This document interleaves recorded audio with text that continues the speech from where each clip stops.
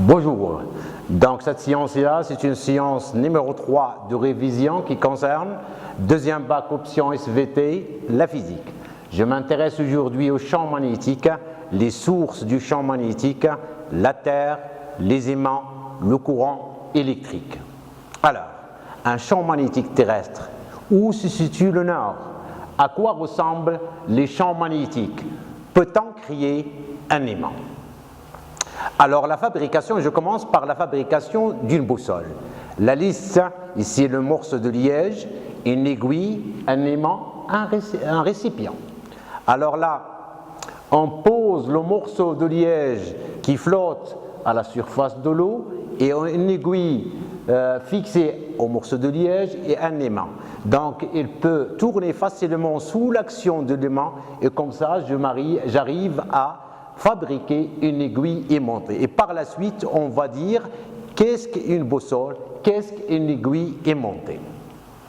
Alors là, comment peut-on visualiser le champ magnétique des différents aimants? Nous avons une liste de matériel, une surface plane, la l'émail de fer, un aimant droit, un aimant sous la forme U. Et vous savez bien sûr depuis longtemps que l'aimant est capable d'attirer les objets en fer.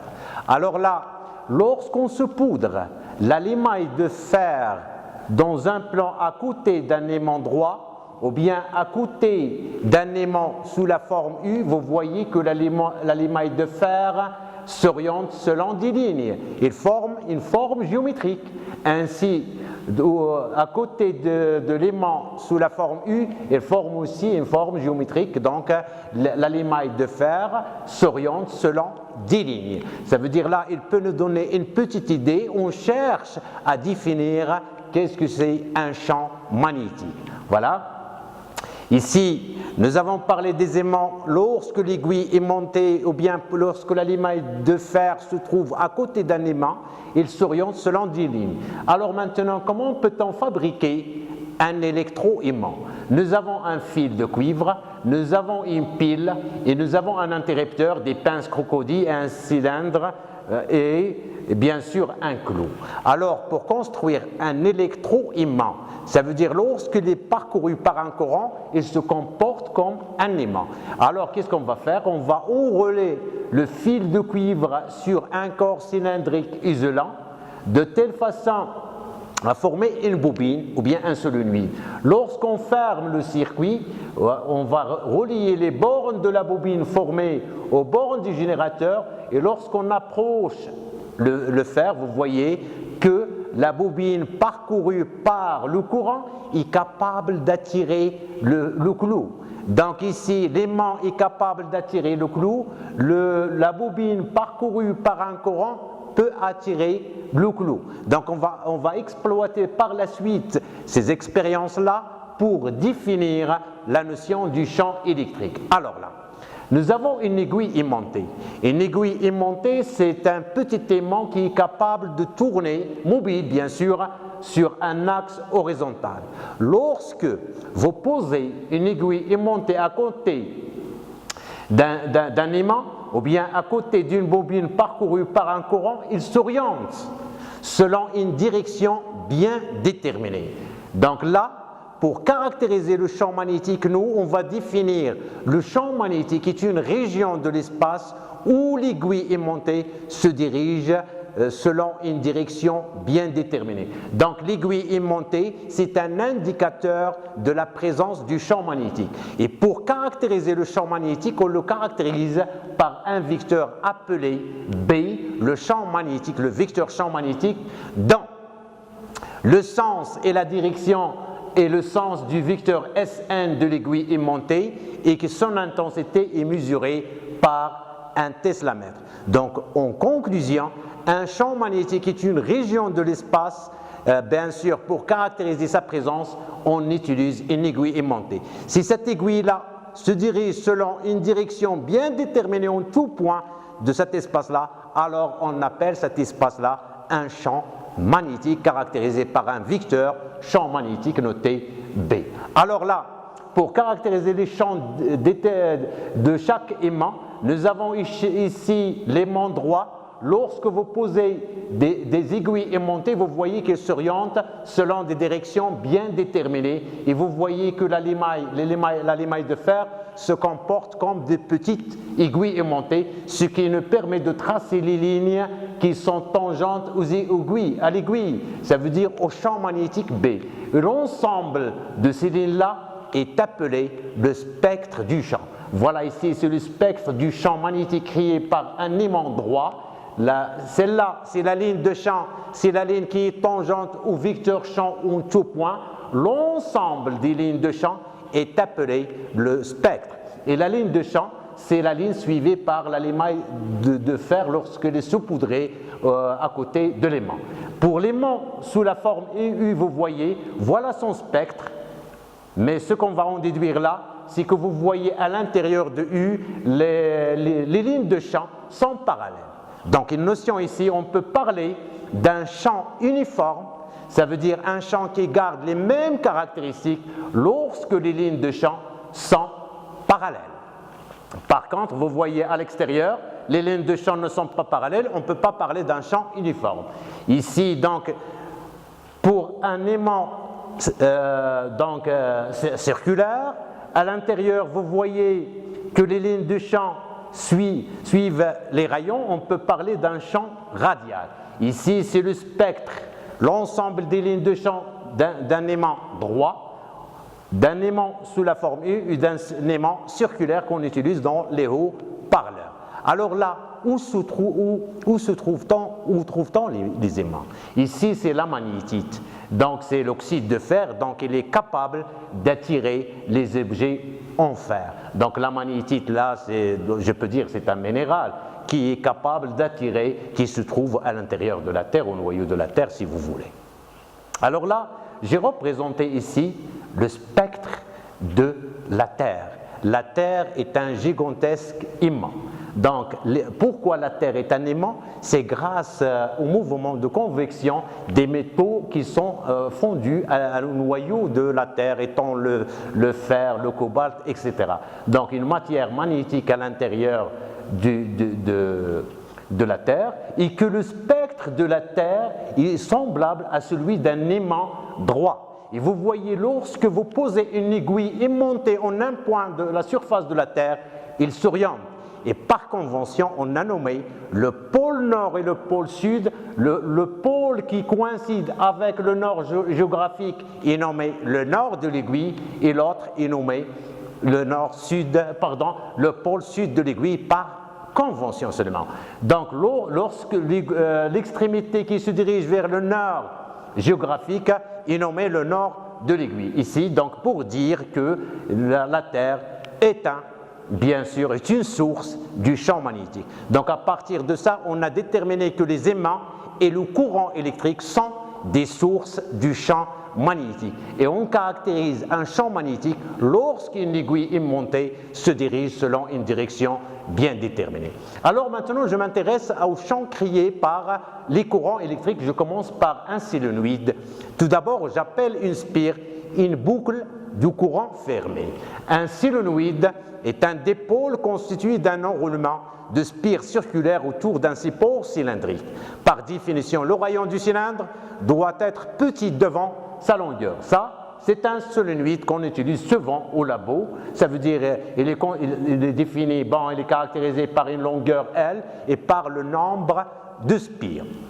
Pour mettre en évidence le champ créé par un solénoïde, là, ici, nous avons un générateur, ici, et vous avez le solénoïde, il n'est pas parcouru par le courant, vous voyez que l'aiguille aimantée se dirige vers une direction, bien sûr, elle s'oriente dans le champ magnétique terrestre. Dans le montage 2, I différent de 0, observez la direction de l'aiguille. Regardez, la direction de l'aiguille indique qu'il y a un champ magnétique créé par la bobine, par le solénoïde, lorsqu'il est parcouru par le courant. Donc, la bobine ou bien le solénoïde parcouru par un courant est une source du champ magnétique. Pourquoi? Parce que l'aiguille aimantée indique une direction bien déterminée. Regardez le troisième montage. Il est différent de 0, mais on a inversé les pôles. Lorsqu'on a inversé les pôles, vous voyez que les pôles de l'aiguille aimantée sont inversés. Ce qui veut dire que le sens du vecteur champ magnétique dépend du sens du courant.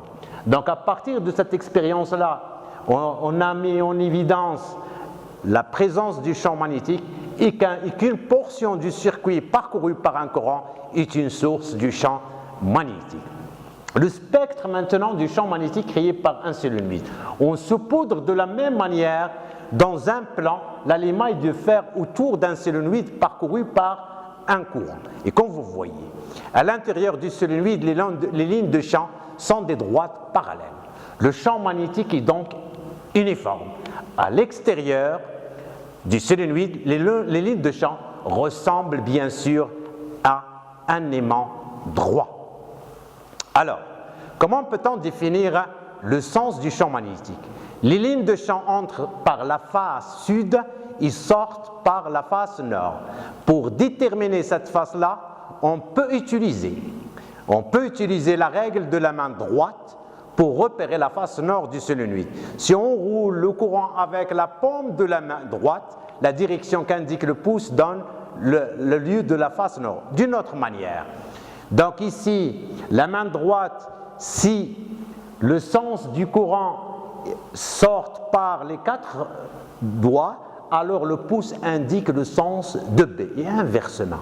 Ça veut dire qu'on peut utiliser la main droite pour déterminer le sens du vecteur B créé par le solénoïde.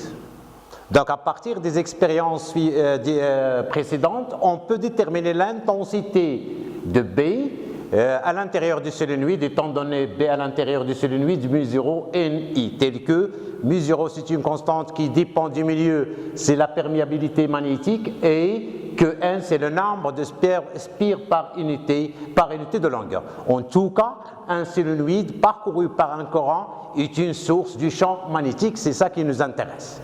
Alors là, pour un autre champ créé par un fil rectiligne parcouru par un courant, si on saupoudre de la même manière la limaille de fer, il va s'orienter selon des cercles centrés sur le fil, et voilà le spectre de ce champ-là. Ce sont des cercles dans un plan qui est perpendiculaire au fil. Donc pour déterminer le sens du courant, du champ magnétique créé par le fil parcouru par le courant, si on va utiliser la main droite, si le courant sort par le pouce, les 4 doigts indiquent le sens de B, tel que le fil est à l'intérieur, donc il est à l'intérieur de la main, les 4 doigts indiquent le sens de B et le sens de I est indiqué par le pouce. Et expérimentalement, on détermine B est égal à mu0I sur 2PR, tel que R c'est le rayon en un point, c'est la distance entre le point où vous voulez calculer le champ au fil. Voilà. Maintenant, le champ créé par une bobine plate. C'est quoi une bobine plate? Quand le rayon est beaucoup plus petit que sa longueur. Ne parlons d'un solénoïde quand le rayon est au moins 5 fois plus petit que sa longueur.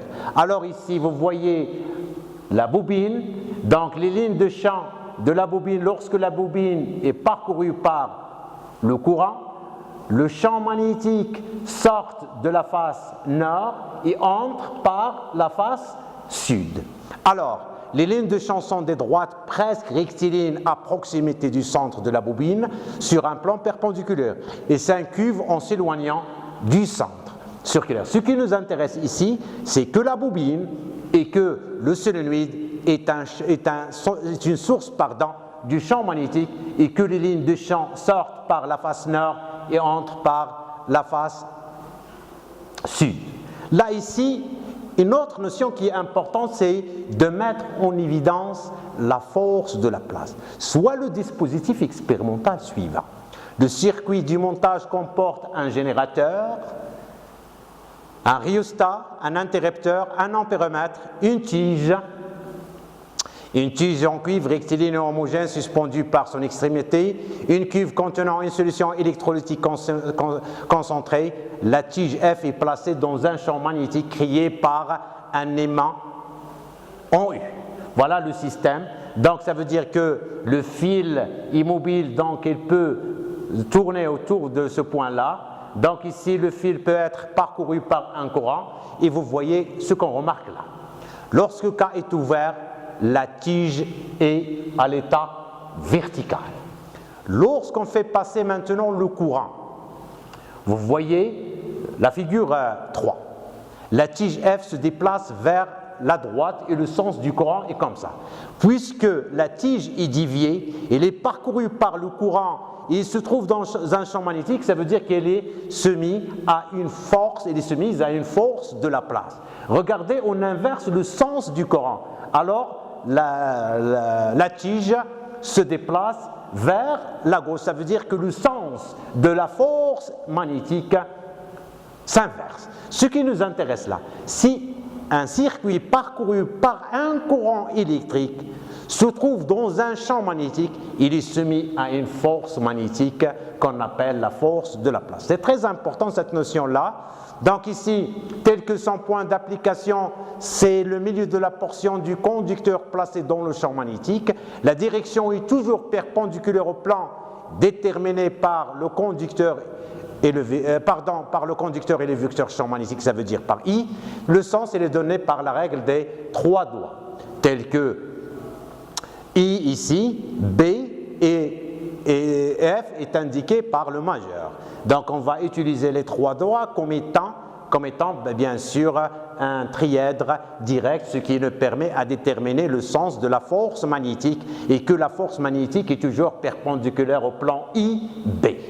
Alors pour l'intensité, on peut la calculer de cette manière-là. F est égal à I fois BL sinus alpha, tel que I est l'intensité du courant A, B est l'intensité du vecteur champ magnétique et alpha est l'angle formé par B et le conducteur. Ici, on a déterminé les caractéristiques de la force magnétique et pourquoi cette force magnétique et pourquoi on a indiqué dans la révision le champ magnétique et la force de la place. C'est pour ces applications-là qui nous intéressent parce que cette année-là, on va étudier les ondes et ce sont des notions importantes pour comprendre les ondes et pour étudier les ondes. Je commence par le haut-parleur. De quoi est composé le haut-parleur? Comment il fonctionne? Le haut-parleur là, électrodynamique est constitué principalement d'un aimant circulaire, bobine circulaire, membrane reliée à la bobine support. Les fils de la bobine sont connectés à la sortie du haut-parleur. Alors là, vous voyez ici, le haut-parleur il est formé d'un noyau, une membrane et une bobine qui est mobile autour d'un aimant là. Lorsque la bobine est parcourue par le courant, donc la bobine est soumise à une force magnétique, donc il va pousser la membrane. C'est la même chose ici, voilà.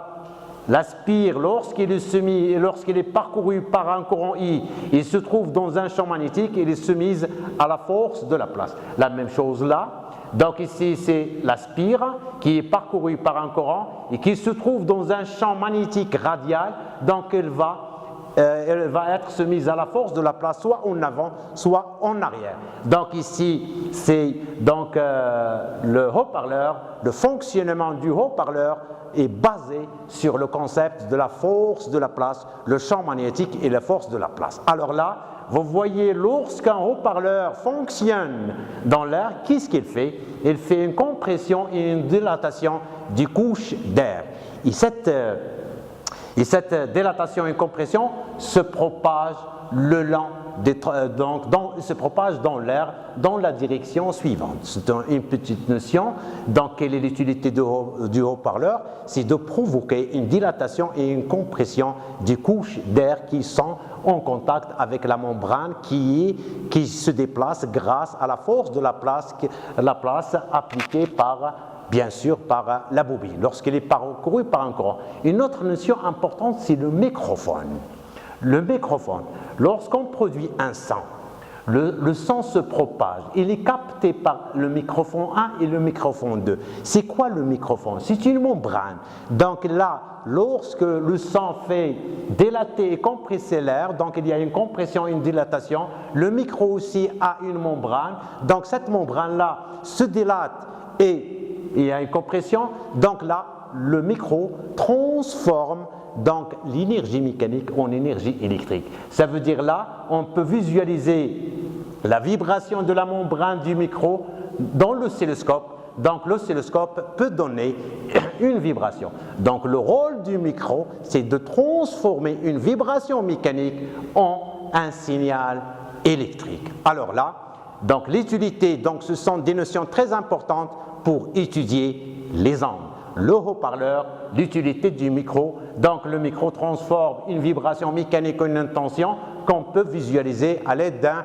C'est pour cela que je vais indiquer ici l'importance de l'oscilloscope. Ici, c'est un oscilloscope, le schéma ci-dessus représente la tension délivrée par un GBF et vous voyez que c'est une tension sinusoïdale. C'est une tension, bien sûr, sinusoïdale. Alors là, quel est le type de la tension? C'est une tension sinusoïdale. Quelle est la grandeur représentée sur l'axe horizontal? Bien sûr, c'est l'axe du temps qu'on peut graduer avec la sensibilité horizontale. Et l'axe vertical, bien sûr, c'est l'axe de tension qu'on peut graduer avec ce bouton-là qu'on appelle la sensibilité verticale. C'est très important ici. Donc ici, comme un exemple là, quelle est la valeur de la tension maximale? Vous voyez, la tension maximale est représentée par 3 divisions fois 2, donc c'est 6 volts. Ici, la sensibilité nous permet de calculer les tensions et la sensibilité horizontale nous permet de déterminer les instants. Alors, quelle est la valeur efficace? Bien sûr, la valeur efficace, c'est I max sur racine de 2 pour une tension sinusoïdale. Pour vous rappeler seulement, quelle est la valeur de la période? La période, c'est la durée au bout de laquelle la tension se répète de la même manière. Donc ici, entre ce point-là et ce point-là sont les mêmes 1, 2, 3, 4, 5, 6, 7, 8 divisions. La période correspond à 8 divisions multipliées par 0,5, ça nous donne 4 millisecondes. La période est égale à 4 millisecondes, ça veut dire là que la tension se répète de la même façon toutes les 4 millisecondes. Ici, j'ai rappelé l'oscilloscope parce que c'est utile de savoir utiliser un oscilloscope. Au cours de la révision, on a indiqué le champ magnétique. Vous devez savoir qu'est-ce que ça veut dire un champ magnétique. Vous devez savoir qu'il est repéré par une aiguille montée, mesuré par un teslamètre et surtout la force de la place parce que le microphone et le haut-parleur sont basés sur cette force-là.